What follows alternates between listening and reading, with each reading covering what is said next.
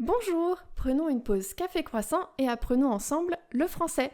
Aujourd'hui, on va parler des métiers qu'on voulait faire quand on était petit, ou assez jeune en tout cas.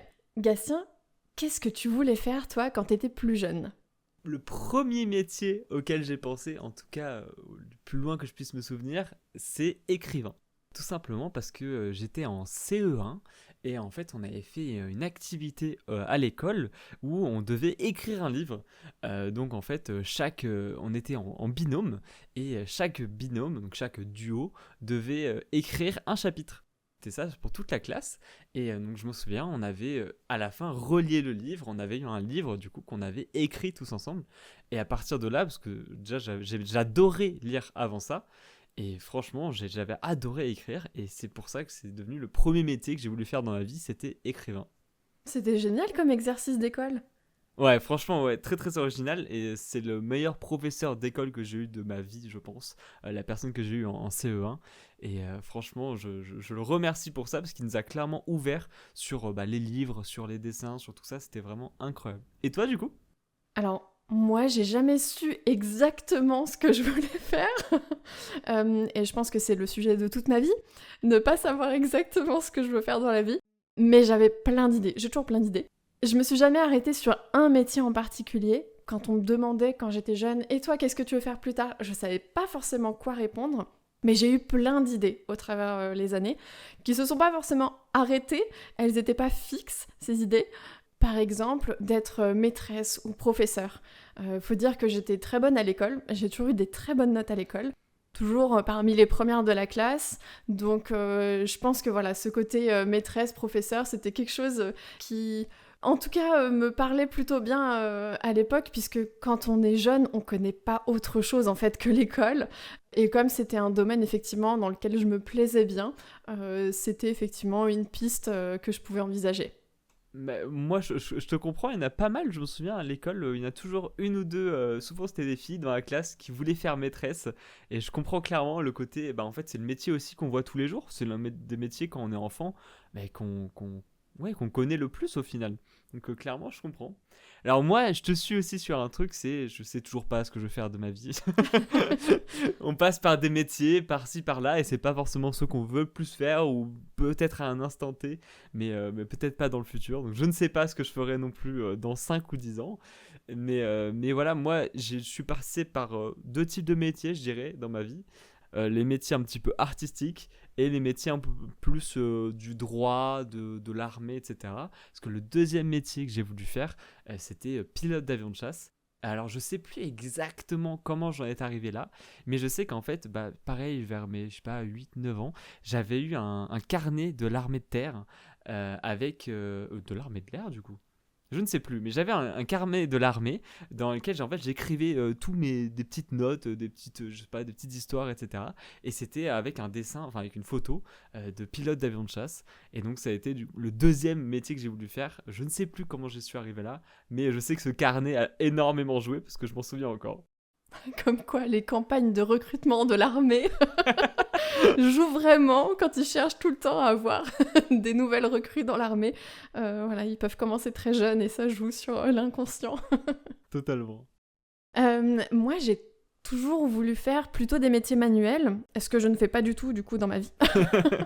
En tout cas, pas professionnellement. Mais j'ai eu plein d'idées, parmi lesquelles, par exemple, joaillère.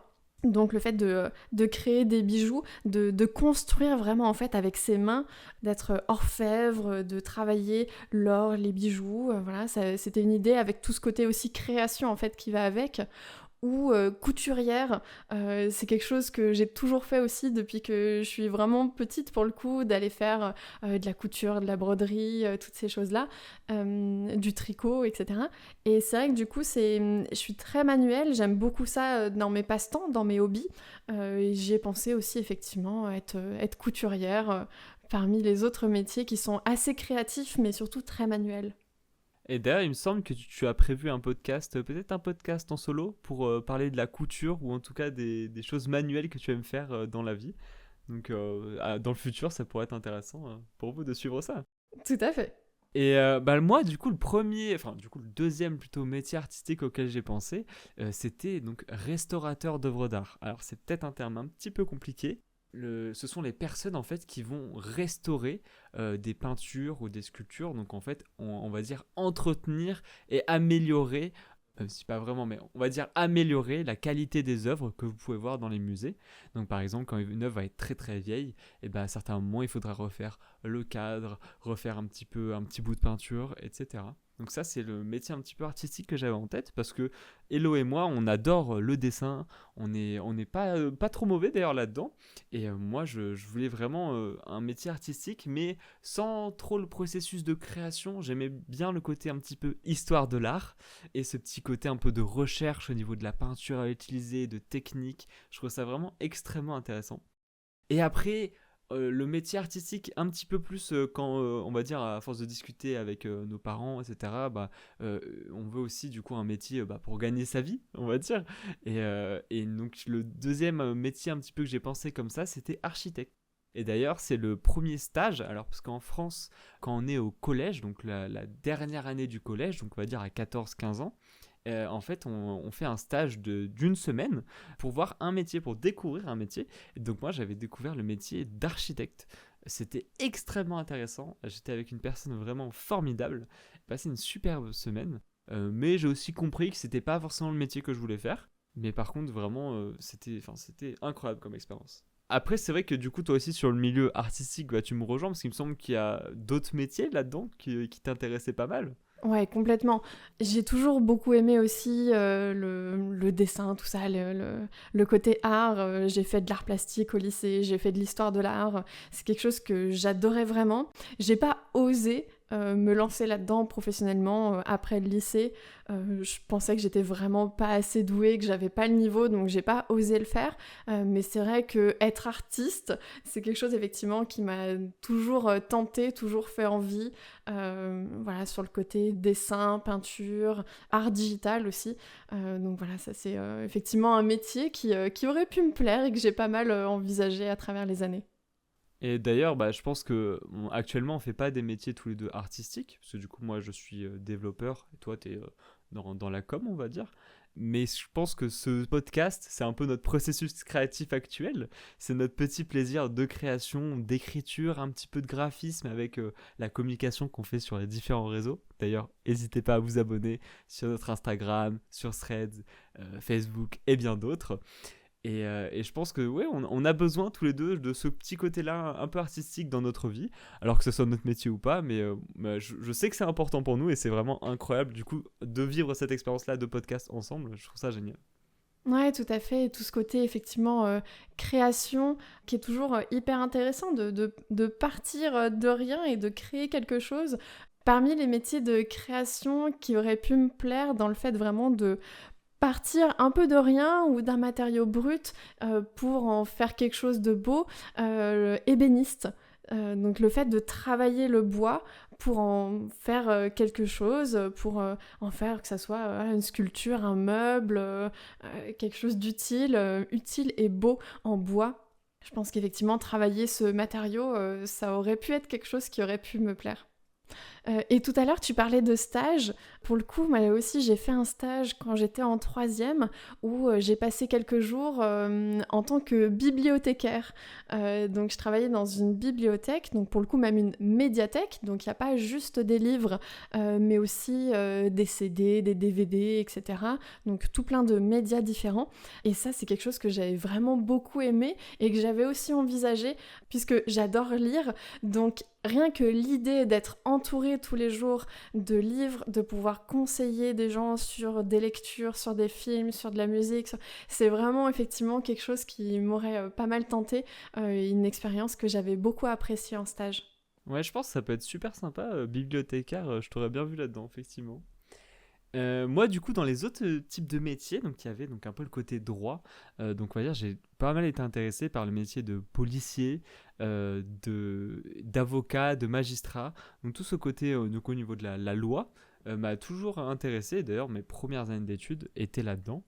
Et après, je suis parti plus en économie. Donc, moi, j'aime beaucoup aussi le côté économique de la société. Enfin, ça m'intéresse énormément. Donc, plus le côté macroéconomie, on va dire. Moi, par exemple, j'aimais bien le système, enfin, apprendre le système de l'Europe au niveau de l'économie, etc. Donc, je me serais bien vu là-dedans. Et finalement, j'ai switché sur quelque chose qui n'a rien à voir, mais qui était mon hobby depuis mes 13 ans, on va dire, même peut-être même avant, où j'ai fait du coup du développement web et du coup actuellement je suis développeur web. Oui, je pense que tu as vraiment trouvé ta voie en choisissant de devenir développeur web. Je pense que tu allies beaucoup de compétences que tu as pu obtenir à travers les années et je pense que c'est un métier du coup qui te convient très bien. Dans les métiers, moi, que j'ai envisagé aussi, pendant pas mal d'années à partir de mon adolescence, ça a été d'être tatoueuse ou perceuse. Donc avec ce côté effectivement de création et en même temps d'art, pour le coup, qui change des arts plus traditionnels, juste d'illustrateur, etc. C'est quelque chose effectivement qui aurait pu me plaire. J'ai beaucoup de tatouages, hein, pour ceux effectivement qui ne peuvent pas nous voir, mais c'est effectivement un art que j'adore, que je trouve vraiment magnifique. Donc ça fait partie effectivement des idées qui restent toujours un petit peu dans un coin de la tête. Et une autre chose que j'avais envisagée quand je suis arrivée peut-être un petit peu plus grande, plus vers le lycée, voire même un petit peu en études supérieures, c'était journaliste, puisque justement ce côté d'écrire en fait tout simplement les compétences de rédaction, de lecture, d'analyse, je pense qu'effectivement ça aurait pu être un métier qui aurait pu me tenter, voilà, sur lequel je me suis pas dirigée, mais effectivement qui réunissait assez bien des domaines pour lesquels j'avais des intérêts ayant plutôt un profil littéraire et ayant fait plutôt mes études dans des domaines littéraires.